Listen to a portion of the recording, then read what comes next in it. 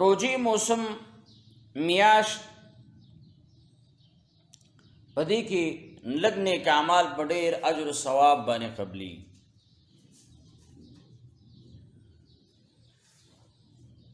بدلیدو د زمانې سره، بدلیدو د مکان سره د اعمال و اجر ثواب زیاتی. لکه څنګه چې اجر و ثواب زیاتی همدارنګه مکان، موقع، وخت، زمانه بدلیدو سره ګناه هم ډېره زیاته سختی.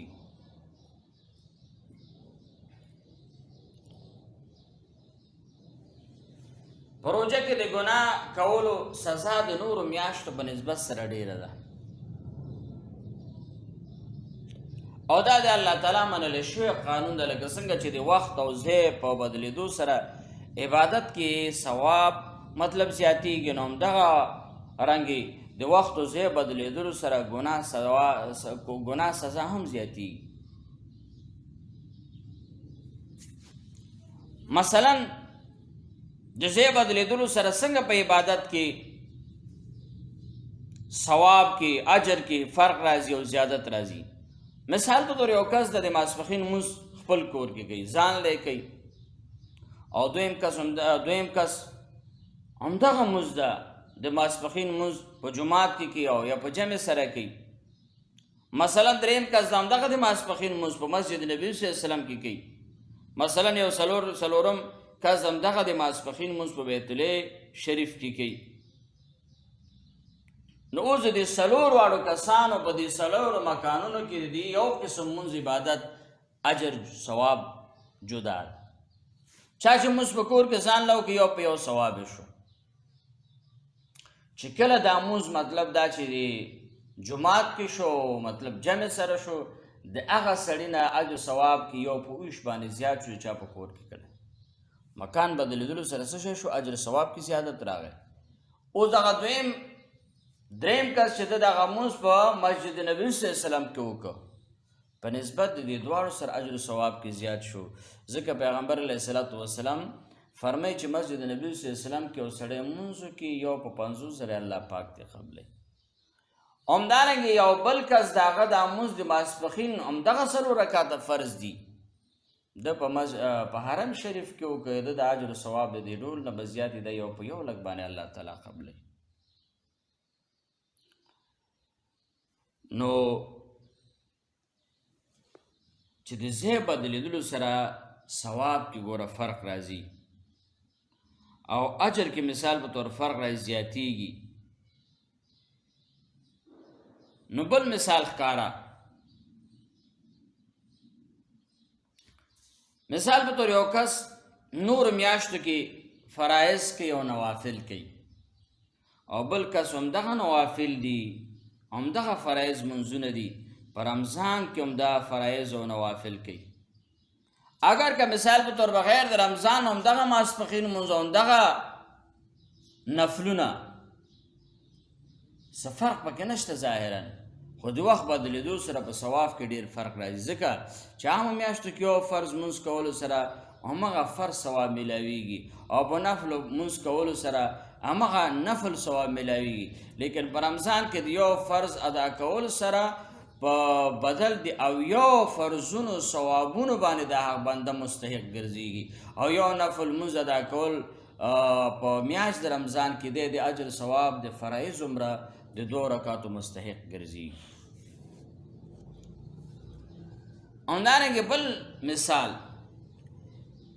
یو کس ته د یو کال مثال د ټول کال په دې نورو میاشتو کې د شپې عبادت کوي، او بل یو بنده ته الله پاک په دې کال بیا په دې کال په میاشت د رمضان کې د میاشت د رمضان په لیلة القدر شپه کې د شپې عبادت توفیق ورکړي.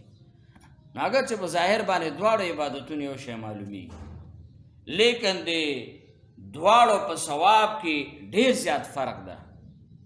ځکه د عام شپو عبادت کوونکي ته د هر شپې په عوض کې د یو شپې د عبادت ثواب میلاویږي، خو لیکن د لیلة القدر په شپه عبادت کوونکي ته د 0 میاشتو عبادت قبول شوي نه هم زیات ثواب میلاویږي. په دې باندې قرآن هم ګواه ده او حدیث مبارکو کې هم دي. مثلا عام نفلی روجي د زمانې په بدلون سره لکه مثال په طور سړی عامه روژه نفلي نیسي او بل سړی چې دغه یو روژه ونیوله د مطلب د عرفې په ورځ ونیوله، یا یو سړي یوه روژه ونیوله د مطلب لسم د عاشوري محرم میاشت کې ونیوله.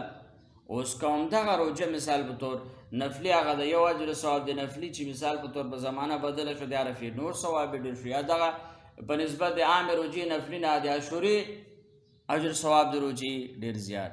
خو که چېرې مثال په طور دا زمانه به د په میاشت د رمضان کې یو سړی روژه ونیسي نو دغه فرضي روژه ده، دی که بیا ټول عمر روژې ونیسي او دا فرضي روژه دی مقصد بلا عذر ماته کی، اگر که قضا او کفاره خپله مسله ده، خو د اجر ثواب چې د رمضان د میاشتې د روژې د ټول عمر نفلي روژو ثواب ورته بیا نشي رسېدلی. نو همدارنګې لکه څرنګه چې مثال په طور په ځای بدلېدلو زمانه بدلېدلو سره نیک کارونه اجرونه ثوابونه زیاتېږي، همدارنګې نو ګناه کول په زمانه بدلېدو سره او په مکان بدلېدلو سره سزا زیاتېږي. مثلا یو کس دا په بازار کې مثال په طور شراب څکي یا بدکاري کوي یا غلا کوي یا دروغ وایي، یا څه بله مثال په طور ګناه وکړي. دویم کس دغه کارونه نعوذ بالله په جومات کې کوي، دروغ وایي، د جومات غلا کوي. او دریم کس دا کارونه نعوذ بالله په مسجد نبی صلی الله علیه وسلم کې وکړي یا په بیت الله شریف کې وکړي، نو ظاهره باندې ګناه ټول خو یو ګناه ده، لیکن بیا هم د دې په سزا کې فرق شته، ځکه دا ګناهونه په کور یا بازار کې کوونکی یو مجرم ده نو دې ته به د دې سزا میلاویږي، خو چې په جومات کې مثال په طور نور هم سزا زیاته شي، او چې دی په مسجد نبی صلی الله علیه وسلم کې یا مثال په طور په حرم شریف کې د ده بیا سزا به نور هم زیاتېږي د هغې نه. همدا وجه ده چې د جاهلیت په زمانه کې یو سړي یو ښځه بیت الله شریف کې بدکاري کړې وه، الله پاک هغې نه هغه ګناه هغه سزا څه هغې دواړو نه الله پاک کاڼي جوړ کړل. نو د مکان بدلېدلو سره هغه د ګناه سزا هم ډېرېږي. اوس همداره دی د زمان بدلېدلو سره زمانه بدله وخت بدل سره د ګناه سزا هم زیاتېږي.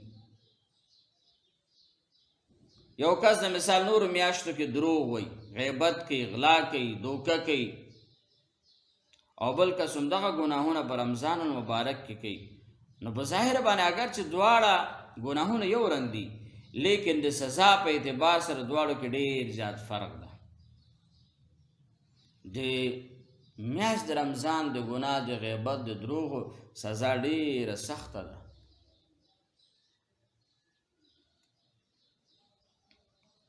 نو معلومه خبره دا شوه چې د ځای بدلېدلو سره مکان بدلېدلو سره څنګه چې ثواب زیادت و کموالی فرق راځي، نو په زمانه بدلېدلو سره ثواب او اجر ثواب کې زیادت کموالی فرق راځي، همدارنګې ګناه هم مطلب د مکان بدلېدلو سره سزا یې ډېرېږي، د وخت بدلېدلو سره سزا یې ډېرېږي. نو په دې رمضان کې سړی به دا سوچ وکړي چې ما ته خو مطلب اوبه څښلو خوراک کول دا ما ته جایز کارونه و بغیر د میاشت د رمضان. په میاشت د رمضان کې دا په ما باندې حرام وګرځول شو، نو چې کوم د میاشت د رمضان نه به بغیر چې کوم حرام دی خو په طریقه ولا سره دی حرام شو د لپاره. ځکه چې په ګناه سره د روژهدار سړیا نورانیت ختمیږي، بلکې روژه نه چې څومره عبادتونه دي ګناه سره د هغې نورانیت ختمیږي، برکت ختمیږي، روحانیت ختمیږي. نو چې روژه یو بهترین عبادت ده، نو چې څوک روژه نیسي بیا د ګناهونو نه دی دا خپله روژه پاکه وساتي، چې دا نورانیت او خیر د ده مقصد دا چې ختم نشي.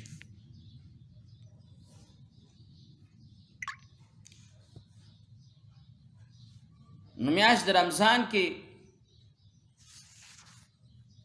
روژهدار مومن مسلمان به د ګناهونو نه ځان وساتي.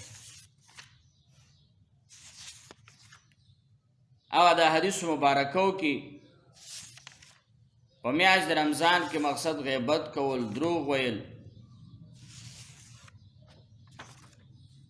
دا بنده هغه د اجر و ثواب او چې کوم الله پاک دی بنده سره محبت ساتي هغه نه دی محروم شو. غیبتي سړي روجي په باره کې پیغمبر علیه السلام فرمایي چې الله پې پروا نه ساتي، د رحمت په نظر ورته نه ګوري. او چې مې سړی روجه نیسي غیبت نه ځان بچ کړي، دروغ نه ځان بچ کړي. حدیث مبارک کې راځي چې دومره الله تعالی ته ګران شي چې الله پاک د عرش هغه مطلب مقرب ملائکو ته پیغمبر علیه السلام فرمایي الله پاک ورته چې خپل عبادتونه پرېږدي، دې روجهدار لپاره دعا د مغفرت کوئ. نو دا هغه سړي دپاره د هغه روجهدار لپاره چې روجه کې دروغ نه وي، هغه روجهدار لپاره چې روجه کې د کنزل نه کوي، هغه روجهدار لپاره چې په روجه کې د غیبت نه کوي، په روجه کې نور ګناهونه نه کوي. نو هغه ملایکې مقربې ته الله پاک ورمایي چې تاسې نور خپل عبادات چې کوم هم کول هغه عبادت پرېږدي، د روجهدار لپاره دعا د مغفرت غواړئ. نو یو طرف ته دا روجهدار په دې روجي سره الله پاک ته دومره ګران شي چې پیغمبر علیه السلام فرمایي چې د سمندر کبان ملائکې چې هغه اعلی مخلوق ده او په عبادت کې اوچت اشخاص دي او پاک دی هغه ملائکې دي، الله د حکم خلاف ورزي نه کوي، هغه ورته دعاګانې د مغفرت کوي. د ځمکې مقصد د سمندر کبان هم ورته د مغفرت. خو کوم روجهدار لپاره چې غیبت نه وي، دروغ نه وي، دوکه نه وي، ډاکه نه وي، ګناه پکې نه وي. او چې کله دی په دې روجه کې ګناه، ډاکه، دروغ، چغلخوري پکې کوي، پیغمبر علیه السلام فرمایي الله پاک قبلوي هم نه، الله تعالی د رحمت په نظر دی روجهدار ته ګوري هم نه.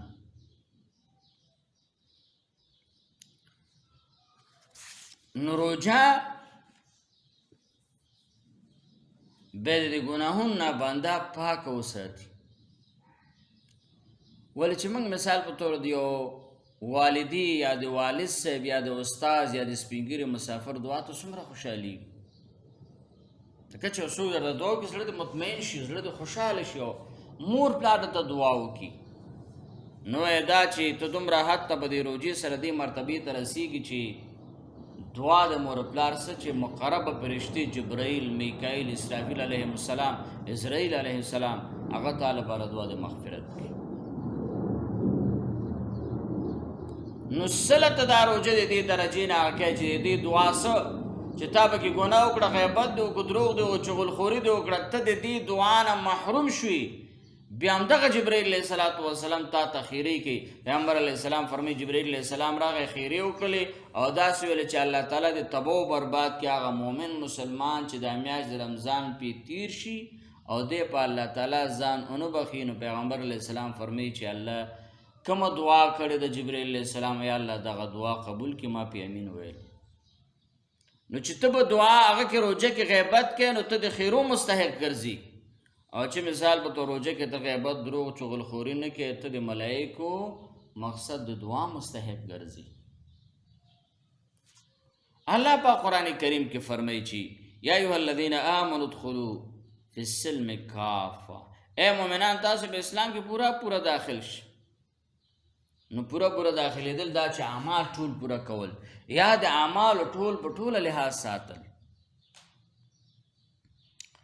مطلب دا یو معنی دا چې پنځه بنا چې الله را لېږلي دا پنځه په پنځو باندې تاسې ادا کوئ. مثال په طور ایمان راوړلو، مقصد د هغه نه بعد مثال منځ کولو، روجه، زکات در باندې واجبي زکات، حج در باندې فرض وي حج. که چیرې مثال په طور دا ټولو کې یو ونه مني دا ټول دی قابل قبول نه ګرځي.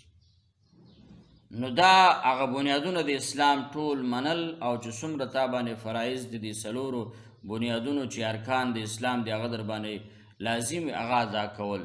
بل دا چې په دې خپلو اعمالو کې د اعمال خپل کامل او مکمل ساتئ. د قبولوالي بیا مرتبې ته رسیږي. ولې تاسې که سوچ وکئ د قربانۍ کې حدیثو مبارکو کې ذکر کیږي چې تاسې به مطلب داسې څاروی هغه کوئ چې غوږ یې کډ نه وي، مثال په طور سترګې یې وړنده نه وي، خپې یې ګوډه نه وي، لکۍ مثال په طور کډ نه وي. نو ولې په دې قربانۍ کې دا سترګې خوړل کېږي، غوږونه خوړل کېږي، خپې خوړل کېږي او مثال لکۍ خوړل کېږي؟ نه، خو ستا د قبولوالي لپاره ستا د اعمال به هم داسې برابري چې ته به روژه د هر قسم عیب نه پاک ساتې لکه څنګه چې قرباني څاروی د هر قسم عیب نه پاک ساتل پکار دي. نو روژه محفوظ ساتل پکار دي، نقصان نه بچ کول پکار دي چې کامل اجر و ثواب مستحق دی بنده وګرځي. اوس که یو سړی مثال د سره نه نیسي او مثال په طور زه نشم نیولی ما کې طاقت نشته، دا بې ځایه خبرې دي. چې کوم احکام الله پاک را لیږلي دي هغه احکام الله تعالی د انسان د وس مطابق را لیږلي. الله پاک قرآن کریم کې فرمایي لا یکلف الله نفسا الا وسعها. روجی وس لري الله فرض کړی، مونځ وس لري الله فرض کړی، چې څومره احکام الله را لیږلي. الله پاک فرمایي موږ یو سړی مطلب دا چې نه مکلف کو په هغه څه باندې چې د هغه وس و طاقت کې ني. یو بېله خبره یا مثال په طور یو سړی بیمار ده، نور د بانې په روجو عبادتونو کې دی نشي هغه کولی او دا مې څوک داسې روجه نیولی شي الله پاک مکلف کړی ولې نشي نیولی دغسې روجه. که چیرې مثال په طور یو سړی د دې میاشتې روجه وخوري که عذر وي مثال په طور اخو جایز ده.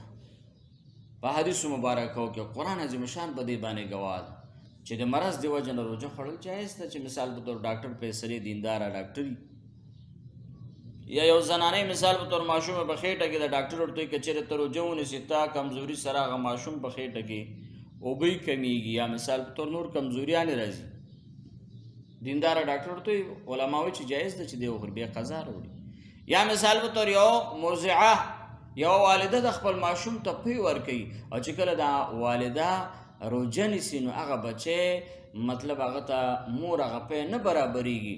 نو قرآن کریم کې راځي الله پاک فرمایي بیا دی روجه وخوري. علما وایي چې ډاکټر دیندار یو مقصد د ده لپاره یقینا ماشوم لپاره خوراک نه برابریږي، روجه دې وخوري د ده به قضا راوړي. هغه قضا د لپاره الله پاک قبلوي ځکه عذر ده.